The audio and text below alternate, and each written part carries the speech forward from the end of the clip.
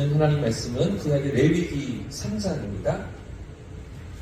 레위기 3장 1절부터 5절까지의 말씀을 같이 찾겠습니다. 구약성경 148면에 있는 레위기 3장 1절부터 5절까지의 말씀 같이 찾겠습니다. 1절부터 5절까지의 말씀인데요. 같이 한 목소리로 합독해서 읽겠습니다. 시작. 사람이 만일 화목제 제물을 예물로 드리되 서로 드리려면 수컷이나 암컷이나 흠없는 것으로 여호와 앞에 드릴지니 그 예물의 머리에 안수하고 회막문에서 잡을 것이요 아론의 제사장들은 그 피를 제단 사방에 뿌릴 것이며 그는 또 그 화목제의 제물 중에서 여호와께 회제를 드릴지니 곧 내장에 덮인 기름과 내장에 붙은 모든 기름과 두 콩팥과 그 위에 기름 곧 허리 쪽에 있는 것과 간에 덮인 껍질을 콩팥과 함께 떼어낼 것이요 아론의 자손은 그것을 제단 위에 불 위에 있는 나무 위에 번제물 위에서 사들지니 이는 화제라 여호와께 향기로운 냄새니라. 아멘. 할렐루야. 할렐루야. 이번 한 주도 우리 하나님이 복된 삶으로 인도하실 줄 믿습니다. 자, 오늘부터 레위기 말씀이 시작되는데요.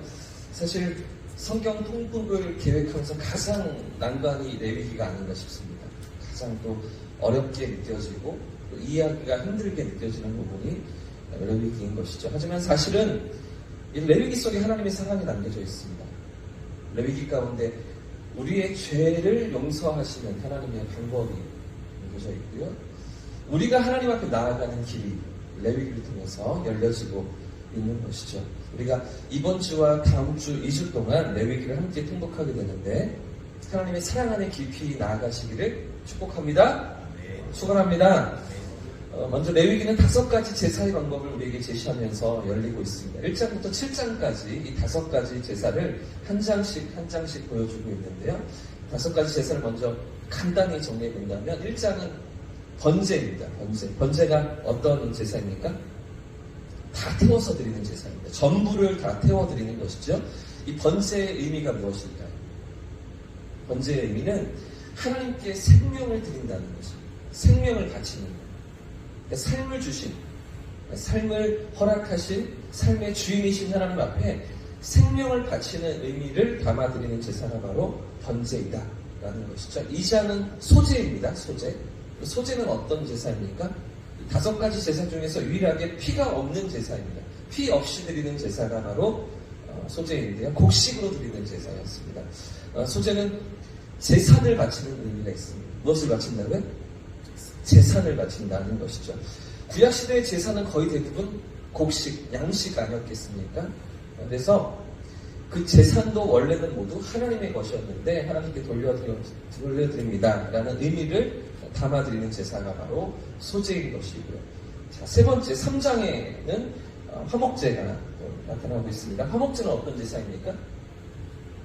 하나님과 사람 사이의 화평을 위한 평화를 위한 제사가 바로 화목제입니다. 죄로 인해 단절된 하나님과 죄인 사이를 화평케 하며 화목하게 하는 제사가 바로 이 화목제인 것이죠. 그리고 제사들 가운데서 유일하게 바친 제물을 하나님께 바쳤던 제물을 이웃들과 나누어 먹을 수 있는 제사가 바로 화목제입니다. 그래서 이 하나님과의 화목이기도 하고요. 이웃들과의 화목이기도 합니다. 하나님과 화목하고 이웃들과 화목하기를 원하시는 하나님의 마음이 담겨있는 제사가 바로 화목제인 것이죠. 자, 4장에서는 속죄제를 다루고 있는데요. 속죄제는 이스라엘 백성들이 범죄하고 하나님과의 관계에서 문제가 생겼을 때 죄를 용서받기 위해서 드리는 제사입니다. 죄를 씻기 위해서 드리는 제사가 바로 속죄제인 것이죠. 그러니까 회개의 의미가 담겨져 있고요. 죄 용서의 의미가 담겨져 있는 제사가 바로 속죄제입니다. 그리고 5장에서 속건제를 다루고 있는데요. 속건제는 하나님께나 다른 사람에게 손해를 입혔을 때 드리는 제사가 바로 속건제입니다. 저도 방금 조금 헷갈렸는데 이 속죄제와 속건제가 아주 비슷하기 때문에 조금은 헷갈립니다. 구분해보면 이렇게 기억하시면 좀 쉬울 것 같은데요. 속죄제는 눈에 보이지 않는 죄를 용서받기 위해 드릴 때 그때 드리는 제사가 속죄제고, 속건제는 눈에 보이는 물질적인 것에 손해를 입혔을 때 드리는 제사가 속건제다. 이해가 되십니까? 속죄제는 눈에 보이지 않는 죄의 문제, 속건제는 눈에 보이는 물건에, 물질적인 것에 손해를 입혔을 때, 하나님께나 아니면 다른 이웃에게 손해를 입혔을 때 그 손해에 대한 책임을 지면서, 그래서 보상도 같이 하는데 5분의 1을 더해서 돌려주는 것이죠. 그래서 누구였습니까? 여리고의 세리장이었던 삭개오가 5분의 1을 더해서 줍니까? 5배를 줍니까? 4배를 줍니까? 아무튼 그렇게 보상하는 의미가 담겨져 있는 게 속건제인 것이죠. 복잡한 것 같지만 사실은 다 하나하나가 의미가 있는 것입니다. 생명, 재산, 화평, 그리고 속죄, 그리고 마지막 보상까지, 이 5가지가 하나님께서 가르쳐주시는 제사 방법인 것이죠. 그 중에서도 오늘 우리가 읽은 말씀은 3번째, 화목제에 관한 것입니다. 내일은 속죄제에 대한 4번째 제사법에 대해서 살펴보려고 하는데요. 자, 오늘은 화목제입니다. 번제도 그렇지만 이 화목제를 드릴 때 절대로 빼먹어서는 안 되는 중요한 절차가 하나가 있습니다. 하나님께서 명령하신 아주 중요한 과정이 하나가 있는데요. 그것이 무엇입니까? 화목제를 드릴 때 어떤 과정을 빼먹으면 안 되는 것입니까? 자, 2절 말씀이 있습니다. 2절 말씀을 같이 한번 읽어보겠습니다. 시작! 그 예물의 머리에 안수하고 회막문에서 잡을 것이요 아론의 자손 제사장들은 그 피를 제단 사방에 뿌릴 것이며. 어떤 과정을 빼먹으면 안 됩니까? 짐승의 머리에, 예물의 머리에 안수하는 것이죠. 8절도 보십시오. 그 예물의 머리에 안수하고 이렇게 말씀하시죠. 13절에도 똑같습니다. 그것의 머리에 안수하고. 꼭 해야 되는 것이 무엇이라고요? 안수하는 것입니다. 제물의 머리에 손을 얹고 기도하는 것이죠. 이게 아주 중요한데요. 이렇게 짐승의 머리에 손을 얹고 안수하며 기도함으로써 이 범죄한 이 사람의 죄가 이 짐승에게로 넘어갔다라고 하나님 인정하시는 것이죠. 이 사람의 죄를 이 짐승이 대신한다는 것입니다. 사실 죄를 지은 건 누구입니까? 제사를 드리려온 사람이잖아요. 근데 누가 대신해서 죽습니까? 이 짐승이 대신해서 죽는 것이죠. 그런데 생각해 보십시오.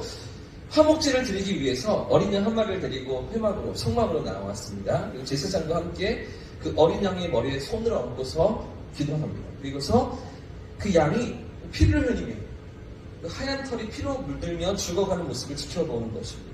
그리고 그 양을 각을 떠서 조각조각을 내어서 제단 위에 올려놓고요, 불로 태워 하나님께 드리는 것이죠. 자, 그런데 생각해 보십시오.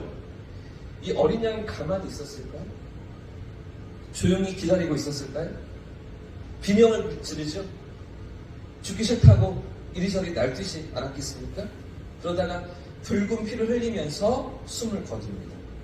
그 모습을 백성은, 제사드리러 온 사람은 지켜보는 것입니다. 새벽부터 무시무시한 얘기를 하고 있는데 사실 지금 누가 죽고 있는 것입니까? 내가 죽는 것이죠. 죄로 인해 죽어야 할 내 모습을 그 안에서 발견하는 것입니다. 하나님께 불순종하고 범죄하며 말씀을 거역했던 내가 죽는 모습을 그 속에서 보는 것이죠. 자, 그런데 이 화목제에 담겨있는 하나님의 놀라운 계획이 하나가 있습니다. 그것이 무엇입니까? 자, 5절 말씀도 같이 읽어보겠습니다. 5절입니다. 시작! 아론의 자손은 그것을 제단 위에, 불 위에 있는 나무 위에 번제를 위해서 살을지니 이는 화제라 여호와께 향기로운 냄새이라. 이 화목제를 드릴 때 어떻게 드리라고 하십니까? 어디 위에서요? 나무 위에서. 나무 위에서. 자, 누구를 예표하는 것일까요? 나무 위에서 죽으신 예수님을 예표하는 것이죠. 할렐루야! 나무 위에서 제물이 되신, 우리를 위한 제물이 되신 예수님, 하나님과 인간 사이에서 그 죄를 대속하시며 화목제물이 되어주시고 십자가에 죽으신 예수님을 예표하는 제사가 바로 화목제인 것입니다. 구약시대에는 이 짐승이, 어린 양이, 염소가, 황소가 화목제물이 되어서 하나님과 죄인 사이를 화평하게 했지만, 다시 평화를 회복했지만, 신약시대에는 우리 구주께서 이 땅에 오시고 신이 제물이 되어주시며 거룩하신 하나님과 범죄한 인간 사이를 다시 평화로 연결하시고 화목하게 하신 것이죠. 구원의 길을 열어주신 것입니다. 할렐루야!